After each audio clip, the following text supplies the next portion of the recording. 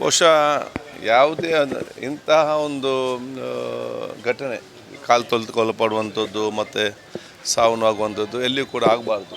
ಅದೆಲ್ಲರಿಗೂ ಕೂಡ ನೋವಿನ ಇವತ್ತು ವಿಚಾರ.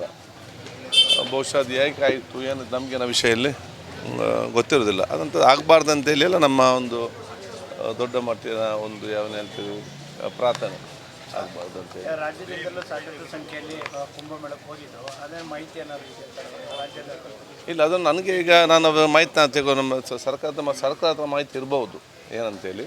ಯಾಕಂದರೆ ಸರ್ಕಾರ ಬಹುಶಃ ಕರ್ನಾಟಕದವರಿಗೆ ಏನು ತೊಂದರೆ ಆಗದ ರೀತಿಯಲ್ಲಿ ಸರ್ಕಾರ ನೋಡಿಕೊಳ್ತಾ ಎಂಬ ವಿಷಯ ಖಂಡಿತವಾಗಿ ನನಗೆ ಇದೆ.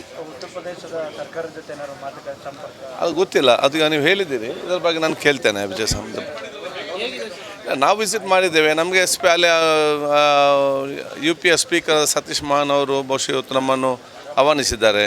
ನಮಗೆ ನೇರವಾಗಿ ಏನು ಸಮಸ್ಯೆ ಇರುವುದಿಲ್ಲ, ಅಲ್ಲಿ ನೇರವಾಗಿ ಹೋಗುವಂಥದ್ದು ಪ್ರೋಟೋಕಾಲ್ ವ್ಯವಸ್ಥೆಯಲ್ಲಿ ಇದೆ. ನಾವು ಹೋಗುವಾಗ ಸರಿ ಇದೆ, ನಮಗೆ ಹೇಳಿದೆ ಅಲ್ಲ, ನಮ್ಮದು VIP ಗೌರ್ಮೆಂಟ್ ಅತಿಥಿಗಳಿಗೆ ಬೇರೆ ಒಂದು ವ್ಯವಸ್ಥೆ ಇದೆ.